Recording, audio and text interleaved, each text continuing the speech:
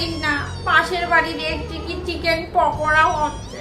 আমার কি লোভ লাগছে, কিন্তু আমাকে দিল না। তুই একটু আমাকে বানিয়ে খাওয়াবি রে, আমার খুব খেতে ইচ্ছে করছে। তোমাকে দিল না? আহারে, আচ্ছা তুমি বসো, আমি তোমাকে চিকেন পকোড়া বানিয়ে খাওয়াচ্ছি। কি করে বানাবি আমাকে একটু বল না, আমিও তাহলে পরে বানিয়ে খাবো। হ্যাঁ বলে দিচ্ছি তো, শোনো।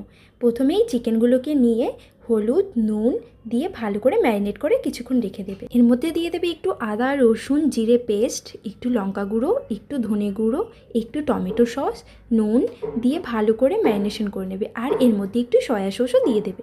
তারপর একটা ডিম ভালো করে ভেঙে নিয়ে তার মধ্যে নুন লঙ্কা গুঁড়ো দিয়ে ভালো করে ফেটিয়ে নেবে। এবার চিকেনের টুকরোগুলো নিয়ে এই ডিমের মধ্যে এপাশ ওপাশ করে ভালো করে ভিজিয়ে নেবে। তারপর কি করবে, ব্রেড ক্রামের মধ্যে ভালো করে কোটিং করে রেখে দেবে। এইভাবে এত সহজে কিন্তু তোমার চিকেন ফ্রাই হয়ে যাবে। তোমার চিকেন পকোড়ার থেকেও কিন্তু এটা খেতে অনেক ভালো হবে। দেখো কত সুন্দর করে কোট করেছি না, এভাবে কিন্তু তুমি কোট করে নেবে। এত সহজ, আর আমি খাওয়ার জন্য লোকের বাড়িতে বসে থাকি, তাই না বল? এবার থেকে আমি নিজেই বানিয়ে নেব। আরে দাঁড়াও দাঁড়াও, এখনও তো হয়নি। কোডিং করে নিয়ে তারপর গরম গরম তেলে ফ্রাই করে তো নিতে হবে। আর এটা কড়াইতে তেল দেবে, তেলটা ভালো করে গরম করে দিয়ে ওর মধ্যে এগুলো দিয়ে দেবে।